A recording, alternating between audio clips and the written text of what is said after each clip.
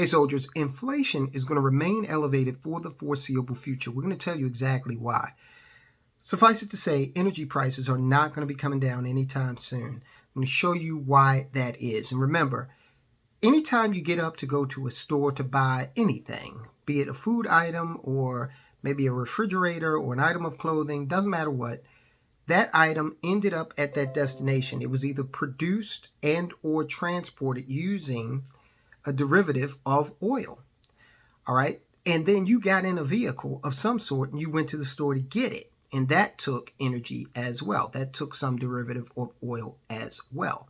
Now, Joe Biden traveled 7,000 miles all the way to Saudi Arabia to get on his knees and beg Crown Prince bin Salman for more oil output.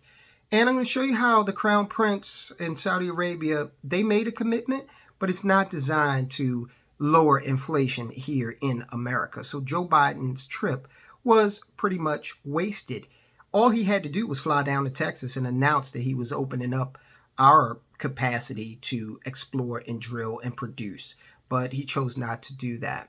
So we're going to walk through how another development occurred. After he finished begging the Crown Prince, he got on his airplane, and as he was crossing the ocean, another development occurred that pretty much made everything he did in Saudi Arabia all for naught. It just totally negated everything he did. Just when I thought I was out, they pulled me back in. Bullshit! All right, so let's talk about what's going on. The Crown Prince bin Salman did commit to increasing output to 13 million barrels per day. Now, the world uses a total of 88 billion barrels, not billion, 88 million barrels of oil per day.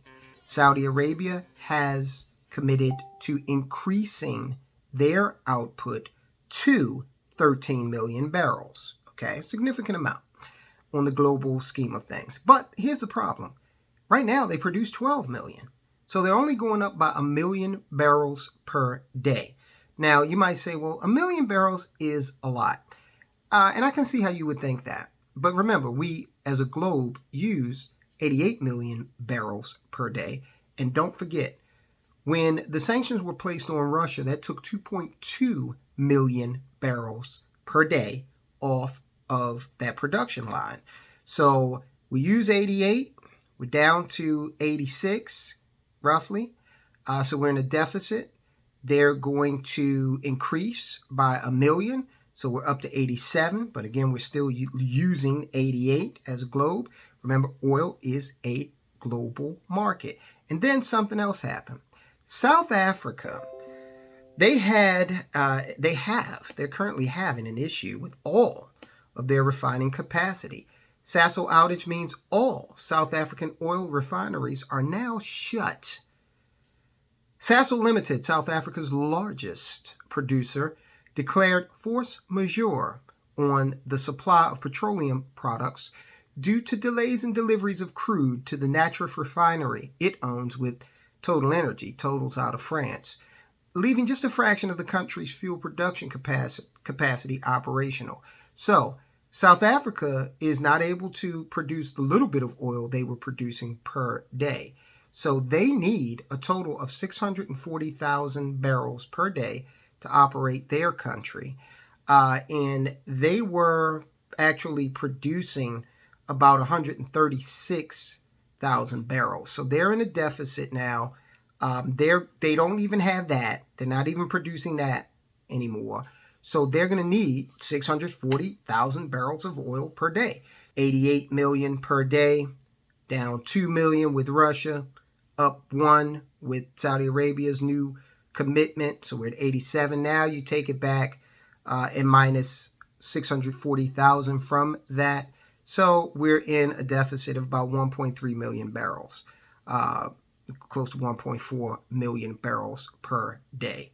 So this is going to keep prices high, all right, especially in terms of consumption and especially as we start to need fuel for the rest of the summer driving season, if that's even a thing. People might deem that the prices are too high. but people still have to eat. People have to buy clothing, and people have to buy, major items like appliances. So to the extent that they keep having to do that, then those prices for those items, which again are all either produced by and or transported by something that uses an oil derivative, those prices are going to remain high because we're still in a global deficit. It's not just Russia that's been taken offline due to the sanctions. It's America as well, because we have a president who does not want to drill in this country. He'll ask anyone else in the world to produce more oil, but he will not let it happen in this country. So, as long as Joe Biden's in office, we're going to have that policy. He's not going to move from that policy. So, we're going to continue to have inflation based on these higher energy prices.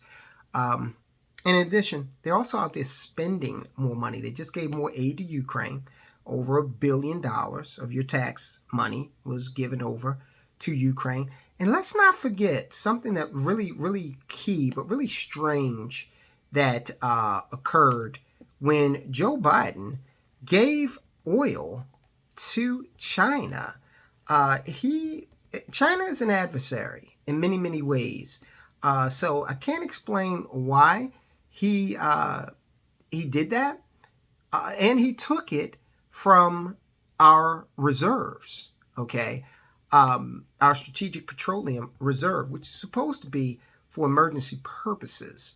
But hey, this is what he did. He took it and deemed that it should be sent over to China. And now we're saying that we sold it, but still, why would we do that when we're in a situation where parts of California are at $10 per gallon for diesel and gasoline? Okay, it's somewhere in the $8 range.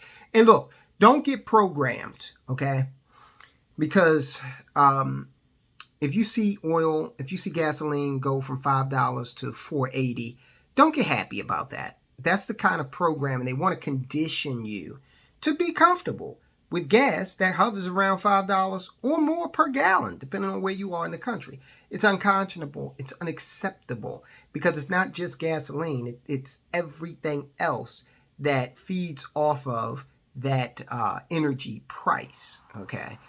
So don't buy into that hype. Now, I want to bring your attention to this video. This video right here is about how Peter Thiel used his Roth IRA to make a whole lot of money. You're going to be blown away when you learn what little he put in and the amount that he got out. Now, here's the thing.